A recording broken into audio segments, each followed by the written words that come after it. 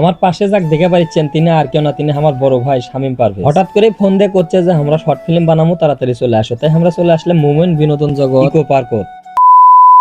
Hello guys, আসসালামু আলাইকুম। আশা করি সকলেই ভালো আছেন। আপনাদের দোয়ায় আমিও ভালো আছি। আপনাদের সাথে আছে আমি রকিউল্লাহ খান, আর আমার সাথে আছে আমার এক বড় ভাই হাদিকুল ইসলাম। আমরা পাম্পের দেশে তেল এখন আমরা চলে যাবো চটপট করে মোমেন্ট ইকো পার্কের দিকে। তেল আর শেষ হতে না হতেই দেখি যে পাগলা ঘোড়া কেমন টান ধরলো, মনে হয় আমরা আকাশ দিয়ে উড়ে উড়ে চলে যাচ্ছি। দেখতে দেখতে আমরা ক্যান্টনমেন্ট চলে আসলো। ক্যান্টনমেন্টের সৌন্দর্যটা আপনাদের দেখামু, তাই আমি সেজন্য করে মিচ্ছে না ভিডিও করে নিলাম। যদিও আমরা খুবই স্পিডে যাচ্ছি তাড়াহুড়া করে, তার কারণ আমার বড় ভাই শামীম ভাই তাই আগে ভাগে মাইক ওই জায়গায় চলে গেছে। আমাকে যাতে একটু লেট হয়ে গেছে, যেহেতু আমার কসেই একটু লেট করে, সেজন্য করে আমরা তাড়াহুড়ো করে চলে যাচ্ছি বগুড়ার দিকে। ক্যান্টনমেন্ট দেখে আমার লোভ লালসার মানলো না, তাই আমি ক্যামেরা ভাই করে ভিডিও করা শুরু করে দিয়েছি। আর ভাই তাই দেখি যে পাগলা ঘরক দাবড়াচ্ছে ইচ্ছা মতো। আবার কিছু দূর রান করে আসে দেখি এটা হলো মাজিরা বাজার। এই মাজিরা বাজার এসে দুনিয়ার সিন যে দেখে পাচ্ছি, এই জায়গায় সেই ভিড় পড়ে গেছে। এই ভিড়টা কেটে ওটা আমরা টান দিয়ে চলে গেল সামনের দিকে। যতই সামনের দিকে যাচ্ছি ততই খালি অপরিচিত অপরিচিত মনে হচ্ছে জায়গাগুলো। রাস্তা বড় হতে ভাঙ্গাচোরা হয়ে গেছে, সেজন্য করে জায়গাগুলো অপরিচিত বেশিরভাগ মনে হচ্ছে। তো আমরা এখন শাপলা চত্বর পার হয়ে চলে আসলাম জাহাঙ্গীরাবাদ ক্যান্টনমেন্ট। এই জায়গা দেখেও কিন্তু আপনারা চিনে পারবেন না, তার কারণ এই জায়গাতে একটা গেট আছে। সেই গেট বেন কুটি গেছে, খালি দেখে পাচ্ছি একটা ট্যাঙ্ক থুয়ে দিছে ওই জায়গা। তারপর পরে আমরা উঠে গেলাম ফ্লাইওভারে। এই ফ্লাইওভারটা বিশাল বড়, বগুড়ার ভিতর 3-4টা ফ্লাইওভার আছে। এই ফ্লাইওভার গুলো পার হতে আমার খুবই ভালো লাগে। ফাঁকা রাস্তা খালি টানো আর টানো ইচ্ছা মতো, কয়টা দেখি আর কয়টা থুই। আবার চলে আসলাম আমরা এখন শহীদ জিয়াউর রহমান মেডিকেল কলেজের পাশে দিয়ে চলে যাচ্ছিলাম সামনের দিকে। এখন না এদিকে নাম ইচ্ছে না শর্ট করে নিল। কপালটা ভালো যে এদিক দিয়ে কোনো ফ্লাইওভার নাই। এদিক দিয়ে ফ্লাইওভার থাকলে আশেপাশে কি আছে সেগুলো তো আপনাদের দেখাবারই পাননি না। তো যাই হোক, বগুড়ার ভিতরে যে 3-4টা ফ্লাইওভার আছে, এই ফ্লাইওভারের গুলোর জন্য করে আশেপাশে কুটি কি আছে সেগুলো কিন্তু কেউ দেখতেও পারে না, বুঝতেও পারে না বা চিনবারও পারে না। কানার মতো যাওয়া লাগে, কানার মতো আসা লাগে। মেডিকেল কলেজ থেকে আমরা এত জোরেটা নিয়ে আছি যে ফস করে বগুড়া চার মাথা চলে আসলাম। আর বগুড়া চার মাথা আসে কেমনে বুঝাই আপনাকে যে এটা বগুড়া চার মাথা। এটা কিন্তু ফ্লাইওভারে উঠতেছি আর দেখি আমি চেষ্টা করবো আপনাদের কারণ মিচ্ছে না দেখানের, কিন্তু কিভাবে আমি বুদ্ধি পাচ্ছি না।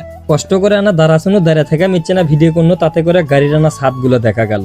আর যদি বাইকের উপর দাঁড়ান গেল নি, তাহলে হয়তো মনে হয় যে ড্রোন সিস্টেম করে আপনাকে সবকিছু দেখান গেল নি। বিশেষ করে ড্রোন কেনাটা খুবই জরুরি হয়ে গেছে এগুলো রাস্তাঘাটের জন্য করে। তো যাই হোক, এখন আমরা বগুড়া চার মাথা ছেড়ে যাচ্ছি সামনের দিকে। সামনের দিকে যেতে যেতে এসে গেলাম আমরা বিমান মোড়। বিমান মোড়ে এসে বিমান খুঁজেই পাচ্ছিলাম না। তো যাই হোক, আমি মনে করছি যে বিমান ভাড়া লেগে গেছে। তা ভাড়া লে যায়নি, এই বিমান সেই বিমান না। এই বিমান সারা জীবনই এই জায়গা থাকে, কোনোদিন এক লড়াচড়াও করতে দেখলাম না। তো যাই হোক, আমরা শর্টকাট মারতে মারতে এখন আমরা মনে করেন যে মোমেনের কাছাকাছি চলে আসছি। মোমেনের পিছন সাইড দিয়ে ঢুকছিলাম হচ্ছে বিনোদন জগতে। বিনোদন জগতের মেন গেটের কাছাকাছি আসতে না আসতে দেখি সামনে মোড়ে এক ভাই হাত তুলে করছে যে ভাই টিকিট লিয়ে যা। তো যাই হোক, আমাদের হাতে সময় খুবই অল্প আসলো, তাই আমরা টিকিট মিকিট উঠলে কিনে নিয়ে ফসফস করে ঢুকে গেছি ভিতরে। তার কারণ আমাদের ওদিক শর্ট শুরু হয়ে গেছে, এই জন্য করে আমরা কোনোটি দাঁড়াইনি, না দাঁড়ায় চটপট করে চলে গেলাম ভিতরের দিকে। যদিও চিন্তা ভাবনা করছেন যে বিনোদন জগতের ভিতর কি কি আছে সেগুলো না আপনাদের ভালো ভালো করে ভিডিও করে দেখামো, কিন্তু সেটা আর হবি না। তার কারণ আমরা আছি এই জায়গা শুটিং করার জন্য করে, শুটিংও করবো না আপনাদের ভিডিও করে দেখামো। গাড়ির উপর ঘুরতে ঘুরতে ওয়াকের যখন খুঁজে পাচ্ছ না, তখন এটি যাই উঠি যাই, সেই বিরক্ত লাগা শুরু হয়ে গেল। তো আমরা এই জায়গাতে আসা না মিচ্ছে না দম লিচ্ছে না, সাদিকুল ভাই তাই গাড়ির থেকেই নামলো না। তারপরে আবারও ফোন দিয়ে যোগাযোগ শুরু করে দিলাম। যে জায়গার নাম কয় সেই জায়গা কেউ চিনে না, আমরাও চিনি না। আমরা তো চেনা দূরের কথা, এদিককার লোকজনই চিনে না।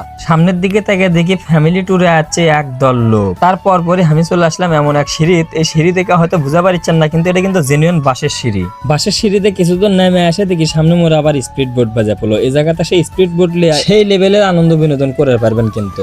তারপর পরে দেখা হয়ে গেল ক্যামেরাম্যান আর ডিরেক্টরের সাথে। এই জায়গা জাকেরে দেখে পাচ্ছেন এরা কিন্তু সবাই ক্যামেরাম্যান, কেউ ক্যামেরাম্যানের অ্যাসিস্ট্যান্ট আর কেউ ডিরেক্টর। তো যাই হোক, ওগুলো পরিচয়ে পরে আসি। অনেক সময় খাটাখাটনি করার পর পাশে এখন না মিচ্ছে না ভিডিও শট করে দিয়ে যে ভাই দেখে পেলেন ওই ভাই হচ্ছে ক্যামেরাম্যান। এই ভাই হলো অ্যাসিস্ট্যান্ট ম্যানেজার। আর এই ভাই দেখে ক্যামেরা সেটিং করা শুরু করে দিল। তার কারণ আমরা শুটিং শুরু করবো এখন, সেজন্য করে ক্যামেরার গিম্বাল টিম্বাল হাবি যাবে কি কি আছে সবকিছু লাগিয়ে দিচ্ছে। তো যাই হোক, আমি মনে করছি শুটিং করবার মনে হয় আমরা লেট করে আছি, তা দেখি না আমার বড় ভাই শামীম ভাই তাই কিন্তু এখন পর্যন্ত আসেনি। আমরা মিশে খালি তাড়াহুড়ো করে আসবো, তাড়াহুড়ো করে আসে কি লাভ হলো। তো যাই হোক, আসছি যখন তখন একটু দম ডিমে না খাটাখাটনি করছি। আর অন্যদিকে মনোযোগ দেয় সুমন ভাই দেখি যে ক্যামেরা সেটিং করে নিচ্ছে। আর সামনের দিকে থেকে দেখি স্কেটিং বোর্ড করে কে জানি দৌড় করে আসছে, সেটা না আমি মিচ্ছে না শর্ট করে নিলাম। আমারও জীবনে অনেকটা শখ আসলো যে এরকম স্কেটিং বোর্ড করে আমিও দৌড় পারবো, মানুষ না আমাকে এভাবে ভিডিও করবি। তো যাই হোক, আমারও এই ইচ্ছাটা কোনোদিন পূরণ করবো ইনশাল্লাহ। সো গাইস, আমাদের শামীম ভাই আমাদের মধ্যে উপস্থিত হয়ে গেছে। তো এখন শামীম ভাইয়ের কাছে যে আমি না ক্যামেরা তাকানো অল্পনা ডিস্টার্ব করি তখন আমার কামি মানসিক ডিস্টার্ব করে। আর এতক্ষণ ধরে শামীম ভাই আমাকে সাথে আসলো না, তার কারণ শামীম ভাই মাইকলা আগে ভাগে চলে যাচ্ছে আমাকে থুয়ে।